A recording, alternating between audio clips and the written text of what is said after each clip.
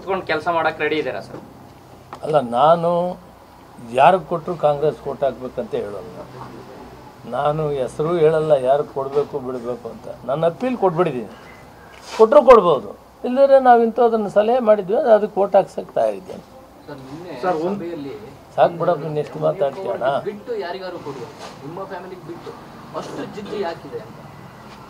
ನೀವು ಅವ್ರನ್ನೇ ಕೇಳಿದ್ರೆ ಗೊತ್ತಾಗ್ತದೆ. ನಾನೇನಂತ ಹೇಳಿ, ನಾನೇನು ಜಿದ್ದು ಸಾಧಿಸಿಲ್ಲ, ಯಾರಿಗೇನು ತೊಂದರೆ ಕೊಟ್ಟಿಲ್ಲ.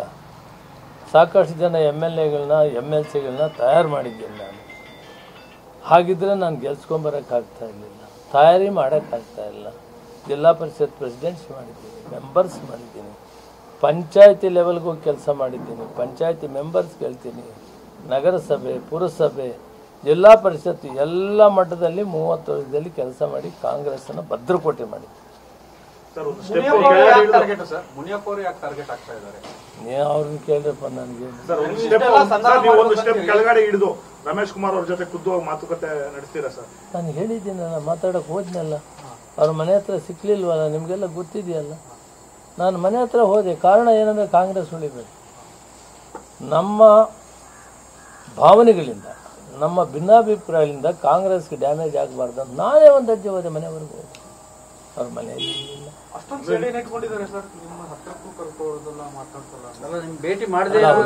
ಅವ್ರ ಮನೆಯಲ್ಲಿದ್ದಿಲ್ಲ, ಮನೆಯಲ್ಲಿದ್ದರೆ ಅವ್ರು ಬರ್ತಿದ್ರು, ಮನೆಯಲ್ಲಿ ಇರಲಿಲ್ಲ ಆ ಸಂದರ್ಭ. ಇಲ್ಲ, ಮೊನ್ನೆ ನಾನು ಇದರಲ್ಲೇ ಮಾತಾಡಿದ್ನಲ್ಲ, ಕಾಂಗ್ರೆಸ್ ಆಫೀಸಲ್ಲಿ ಮಾತಾಡಿದ್ದೆ.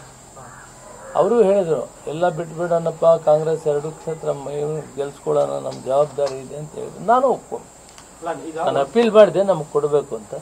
ಒಂದು ವೇಳೆ ಹೈಕಮಾಂಡು ಏನು ತೀರ್ಮಾನ ಮಾಡಿದ್ರು ನಾವೆಲ್ಲ ಒಟ್ಟಿಗೆ ಸೇರಿ ಕೆಲಸ ಮಾಡ್ತೀವಿ ಅಂತ ಹೇಳಿ.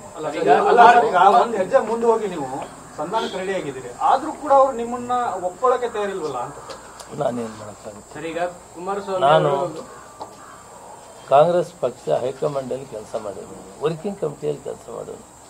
ನಾನು ಈಗೋ ಇಟ್ಕೊಂಡು ಇಷ್ಟೊಂದು ನನಗೆ ಶಕ್ತಿ ಕೊಟ್ಟು ಕಾಂಗ್ರೆಸ್ ನನ್ನನ್ನು ಬೆಳೆಸಿರುವಾಗ ನಾನು ಸ್ವಪ್ರತಿಷ್ಠೆ ಮಾಡೋದ್ರಲ್ಲಿ ಅರ್ಥ ಇಲ್ಲ. ನಾನು ಎಲ್ಲರನ್ನೂ ತೆಗೆದುಕೊಂಡು ಹೋಗ್ಬೇಕು ಅನ್ನೋ ಭಾವನೆಯಲ್ಲಿ ಮಾಡಲಿ ಅವ್ರ ತೀರ್ಮಾನ.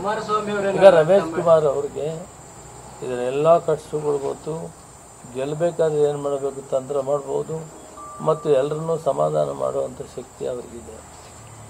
ಅವರು ಈ ಕೆಲಸವನ್ನು ಮಾಡಲಿ.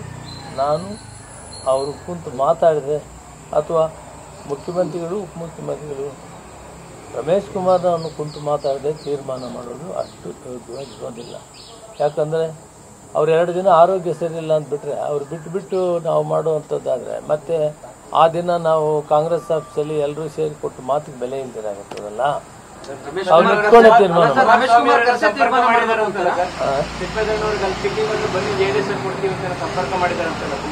ಅದು ಅವ್ರನ್ನೇ ಕೇಳಿದ್ರು, ನನ್ನ ಯಾರೂ ಸಂಪರ್ಕ ಮಾಡಿಲ್ಲ.